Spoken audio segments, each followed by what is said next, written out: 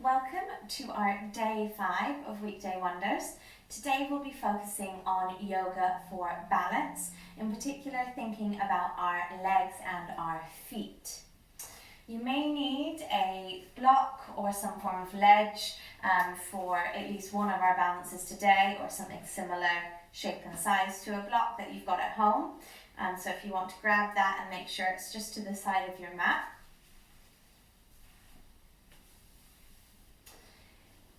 Our practice today is really important for bringing awareness to our feet. Our feet are important for our mobility, and they are required to be both flexible but also firm stabilizers. They need to be balanced to help support our legs, our pelvis, our spine, our head, shoulders. Basically every part of the body stems from having well balanced feet. And we're also going to look at, in particular, the arches of our feet, and maybe have a little look now to see how you might stand. It might be that perhaps you've got fallen arches, so you can't necessarily see the arch of your foot and you're collapsing inwards. Maybe you're leaning more outwards. But we're going to focus on making sure that we try and strengthen or bring awareness to have strong arches of our feet, because if you think of fallen arches as, for example, like flat tires or semi-flat tires, they're not helping you work as efficiently in doing what you'd like to do or moving you in the way that you'd like to move, and they can cause a lot of strain on other parts of your body. With that, my little babble over, we'll start at the front of our mats. And we're going to find our mountain pose, so our standing posture. And we're going to pay, as I said, obviously particular attention to our feet as we set up. We'll start with our feet about hip distance apart.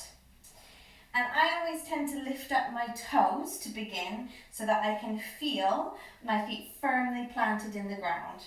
So I can feel my heel bone pressing down equally alongside that bone right here, just under our big toe, and this area of my toe here, so the 3 corners of your feet. You may choose to spread your toes out wide and try to firmly plant down each toe one at a time. It's quite difficult. Give it a go, a bit of concentration and coordination. You're also going to think of starting to activate through the legs. So I think that I'm trying to use my leg muscles to kind of lift my knees up or to stand up slightly taller. I still want a little bit of bounce rather than locking through the knees, but I want to feel that I'm engaging these muscles in my legs. If you have a little look down at your feet, hopefully from doing those 2 movements, you'll start to see that maybe if you did collapse inwards before, everything should start to be slightly more equally stacked. We're going to come from our mountain into a little flow with chair pose and different options of moving our heels up and down. So I'll demonstrate and continue for a few rounds. So if you want to watch the demonstration first, perfect, and then you can continue for a few rounds with me. We're going to begin by taking our bum back down into an imaginary chair behind us, arms out in front. You'll feel the weight shift more into the back of your heels. We're going to come up onto the fronts of our feet, so lifting the heels. And we're going to stand up tall, bringing the arms down by our side, but still with the heels lifted. And we'll slowly drop the heels down. We'll repeat that a few times. So we're going to come down into chair pose, maybe have a little moment, tuck the tailbone down, engage your core, in preparation to lift the heels up and come up more onto the tips of the toes. Standing up tall, releasing the hands down to your side, heels still lifted. Drawing the heels down to the ground and finding that even standing again. We'll do this twice more in your own time. Take as long as you need in each stage. Sitting back into our chair. Lifting our heels up, hands down by the sides, standing up tall, releasing the heels down. Excellent. When we finish, we're going to come lengthways on our mat. Take our feet probably about like a leg distance apart, toes out towards the corner of the mat. This time we're going to pretend we've got that imaginary chair directly below us. So I'm going to have a little shimmy side to side, down to sit on that chair, start to warm up through the legs, thinking it as if I'm in between like two panes of glass, so I'm sitting straight down rather than bum back or leaning forward. Our hands, I'm going to keep mine on my thighs, but you can have yours at heart center or our cactus arms. And we'll take a few breaths here. Trying to draw your attention to the way the breath flows in and out through the nose. To draw the awareness maybe away from that good old thigh burn.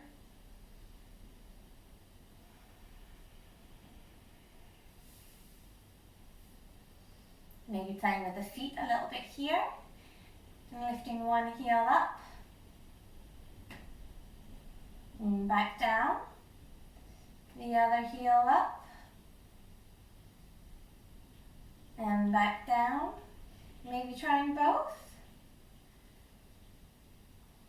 Or just playing around with one at a time. Releasing, and up we come. The arms at shoulders height. We'll turn our back foot, it doesn't matter which side you do first, our back foot to face lengthways on the mat and our front foot to face the front of the mat. Bending the front knee, making sure our knee isn't flying past our ankle. Not necessarily because it would do anything negative to our knee, but we're using our long bone in our leg to help keep us stable. So again, trying to find that balance, stability and equilibrium. We're going to pay attention to our feet, you guessed it, and you're thinking of pressing more into the front heel. So I could still lift up the toes if I wanted to on my front foot. Again, feeling myself firmly planted and grounded. And I'm rolling more onto the outside edge of the back foot. Again, that helps me see that I'm lifting my arches up and not collapsing inward. Those two movements are helping me to keep nice and central. That alongside my core is providing me with a really strong foundation.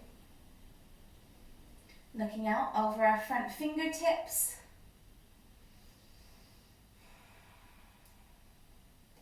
You'll notice that for a posture where you're standing still, if you're paying attention to making sure that you're equally stood, so thinking about our feet, thinking about our shoulders, thinking about engaged hands, you are actually working quite hard.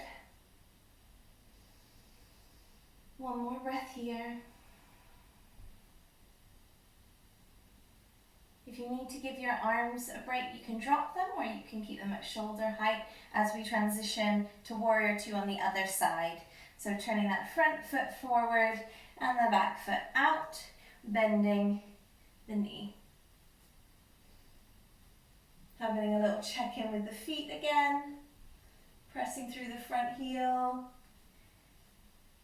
Maybe slightly rolling onto the outside edge of the back foot. Making sure we're not starting to lean forward. Thinking inhales, reaching fingertips out in opposite directions. And exhales, maybe to allow yourself to ease a bit more into your warrior two lunge.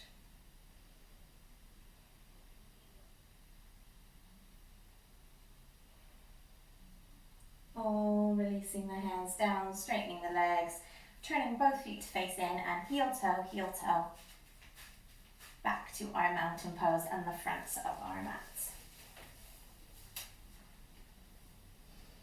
Finding our feet hip distance again, they can always be taken wider in our next postures if we find that gives us a little bit more balance.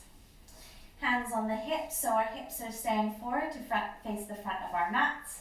And we'll take our right leg and take a step back. Not so much that we're doing some form of high lunge, enough so that both of our legs are remaining straight, but again not worrying about locking the knees. We'll inhale to stand up nice and tall, and as we exhale, we're hinging at the hips, bringing our heart forward before the top of our head, just until we feel that stretch along the back of the left leg. this point, if you like your hands at hips, please keep them there, or we can rest them on any part of our leg, maybe a block or the floor, or maybe at heart center to keep the openness in the chest.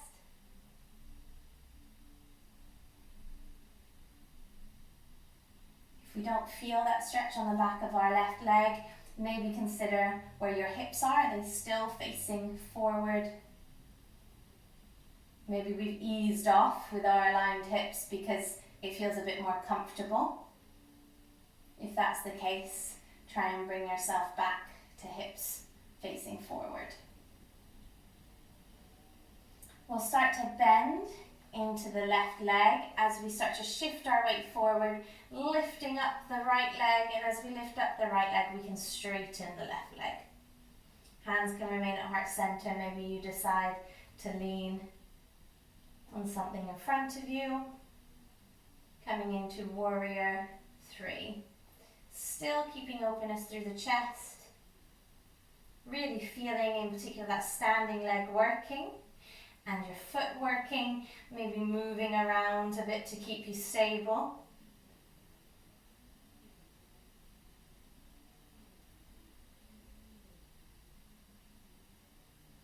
We'll slowly bring our knee up to the front. We're going to step back into what's called our pyramid pose again, the posture we started with. And we're going to hinge forward at the hips. This might be where you need your block or something to lean on.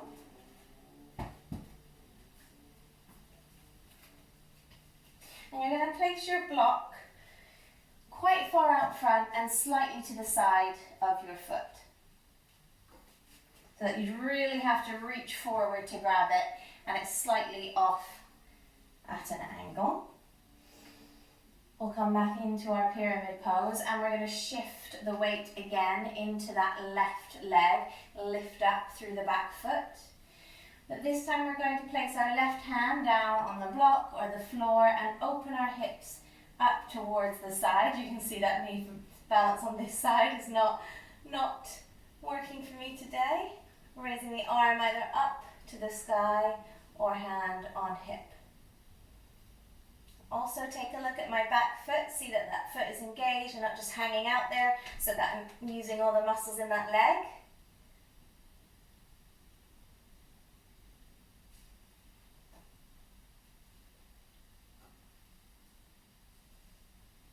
Really feeling the standing leg working again, the muscles in the feet.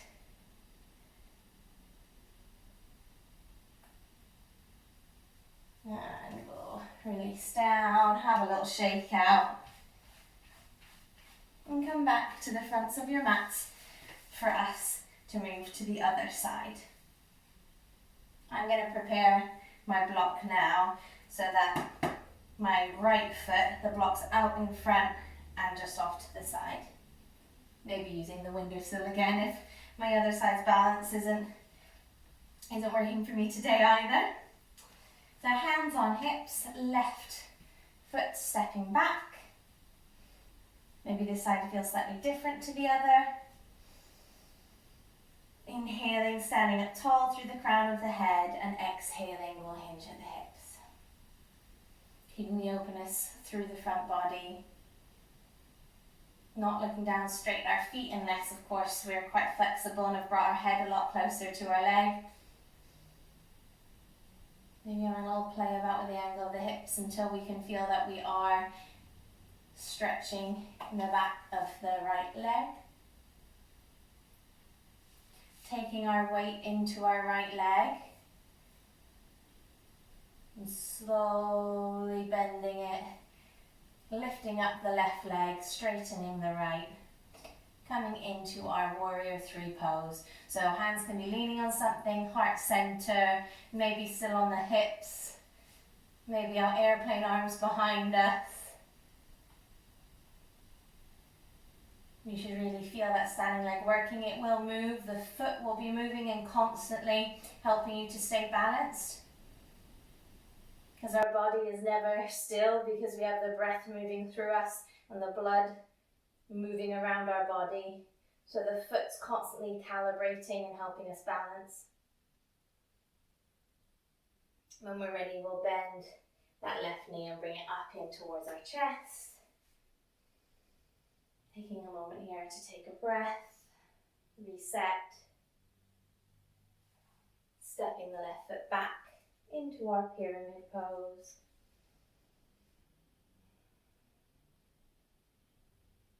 We'll bend that right foot or right knee again, taking the weight forward, maybe grabbing a block or the wall, opening up the hips into what's called half moon. Very difficult balance. You can also do this against a wall. That support of the wall behind you may help you to open up the hips towards the side of the room.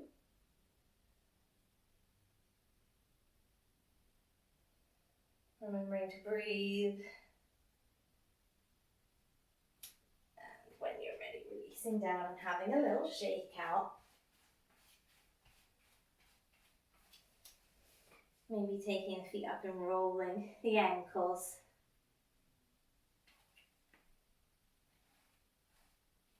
Have a little pad. And finding our mountain pose for a couple standing, balancing postures before we move down to the ground. So finding our hip distance apart again, maybe checking in with the feet, grounding down by lifting the toes, and then planting them firmly down.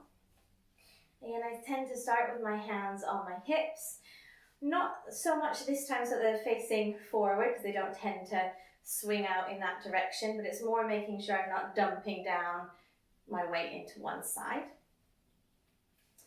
I'm going to take my right knee and start to bring it up towards my chest while standing strong and tall through the left leg.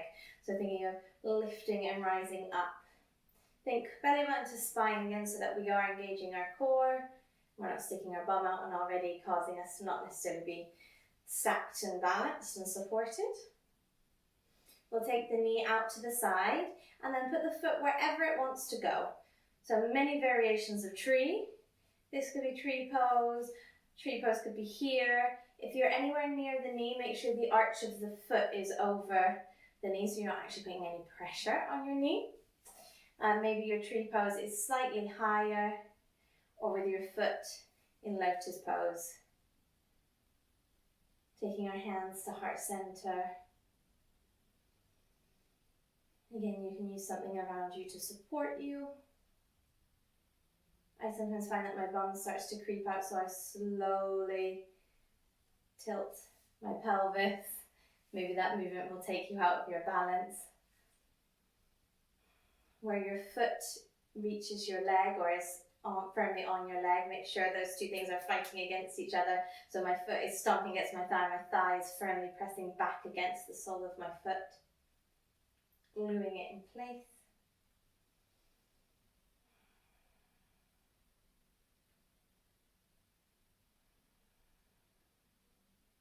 If you started to lose a bit of that lift, thinking of rising up.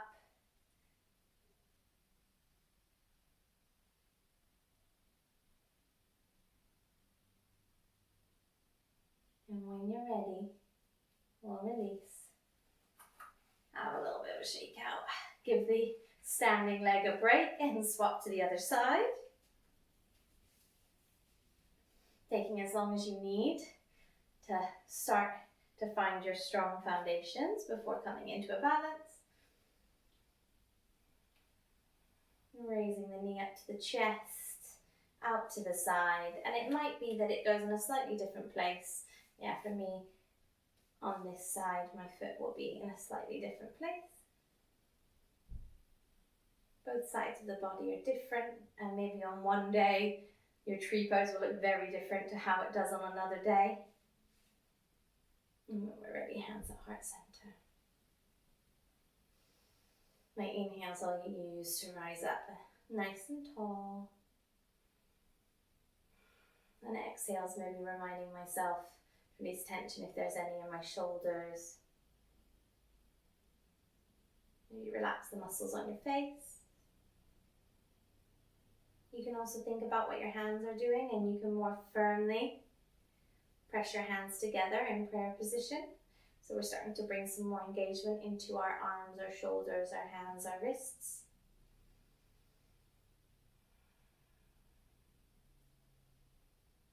When you start to cycle through all these other parts of our subtle body that we can be aware of, you might lose track of time and realize that you've been in your balance for quite a long period of time.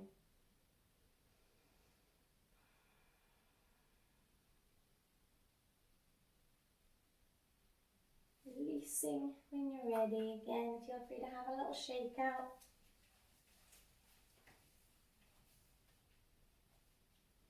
Coming to one more standing balance, our eagle pose, which has two parts, the arms and the legs. Our arms, we would have used our eagle arms in Monday's Weekday Wonders session. It's where we give ourselves a nice big hug and take the elbows up to shoulder height.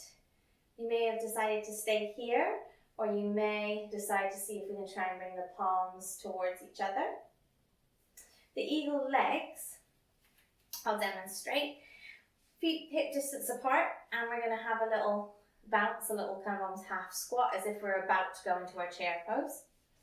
I'm going to take one leg out to the side and then kick it forward and wrap it around the other leg. The more you start to sink, as if we're trying to go into our chair pose again, the easier it is to twist the legs or wrap them around each other. It's absolutely fine if your leg doesn't twist around that way. If you cross over the back leg, and you can always have your toes touching the ground, or maybe put a block underneath the foot.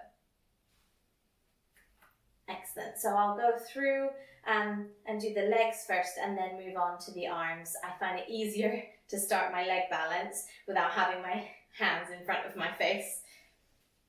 So finding a nice little gentle bounce as if we're about to move into chair.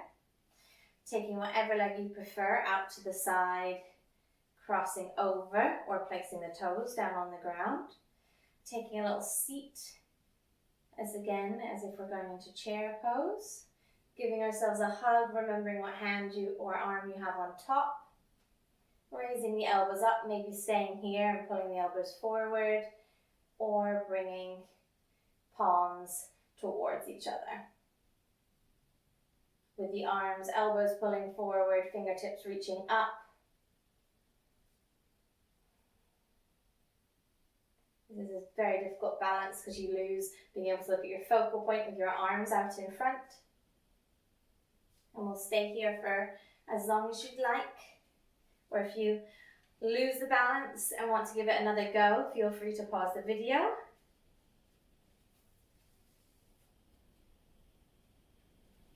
When you're ready, we'll move on to the other side.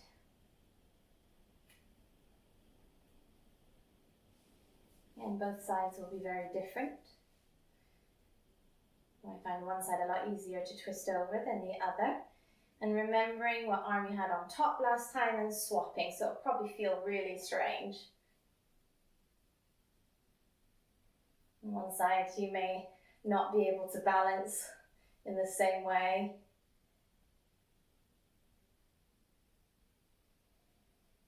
Remembering to use your breath and hoping it doesn't throw you off.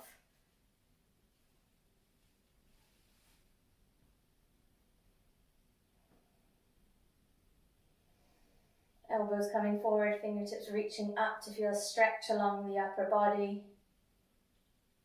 Maybe sitting back further into your chair.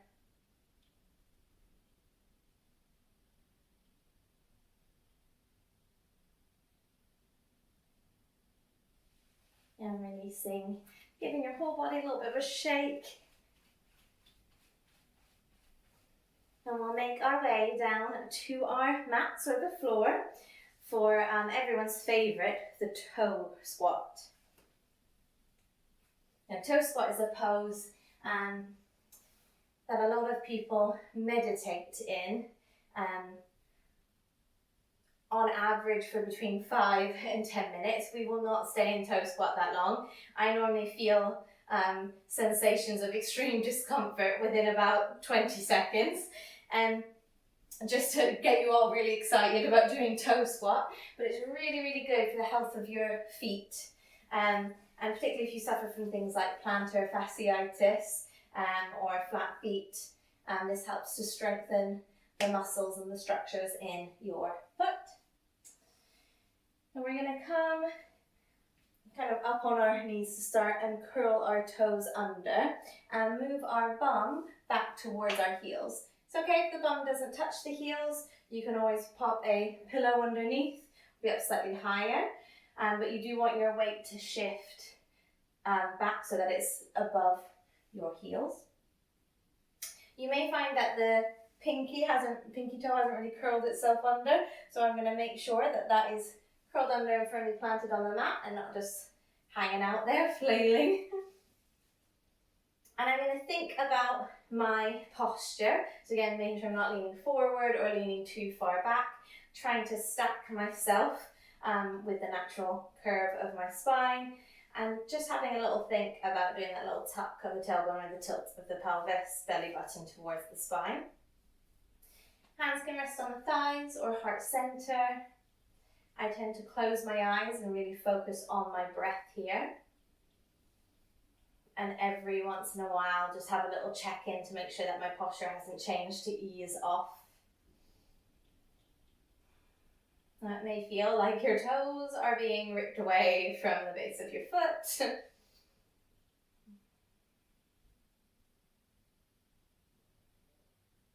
And I'm going to give you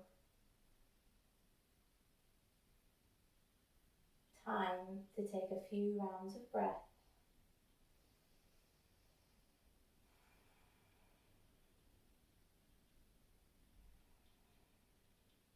I absolutely used to hate toe squat when I first started, and now I find it oddly enjoyable.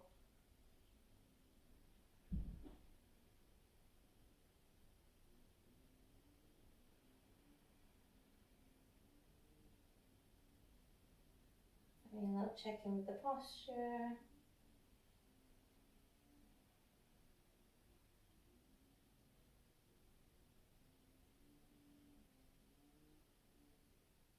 Whenever you're ready, leaning forward, releasing the toes curled under and placing the tops of the feet on the mat. This will look different, this counter stretch for a lot of people depending on the flexibility of the top of your foot. So it might be that you press down quite close to where your knees are and you kind of hoik your core in and you can lift your knees up to stretch along the top of the feet. Or it may be that you use the weight of your upper body as kind of a counterbalance and sit further back to stretch along the tops of your feet. Whichever way is you, feel free to take a few breaths here as well. You'll find the more you do practices like this, the more flexible your feet become. Nobody really thinks that they go to yoga for flexible feet. And releasing. And for our last pose, our relaxation, there are two options. You can come into our hero or saddle pose, which isn't for everyone, and some people's bodies aren't built in a way that will allow them to necessarily really enjoy it. If it's not for you, then feel free to come down into our corpse pose, where you're led on your backs, palms up towards the sky, relaxing the weight of your body down into the mat. If you are coming into hero pose, I'm going to do a slightly supported version to show you. So I'm going to use a pillow. You bring your knees together and you take your feet slightly wider so that you can sit your bum in between your heels, or you can always sit on a block. And we're going to slowly lower ourselves down. For example, maybe onto a pillow or a bolster, into reclined hero. Feeling the stretch along the top of the thighs, slightly more restorative with the pillow behind us. And again, going wherever feels right for you, or maybe you prefer to remain in a seated hero.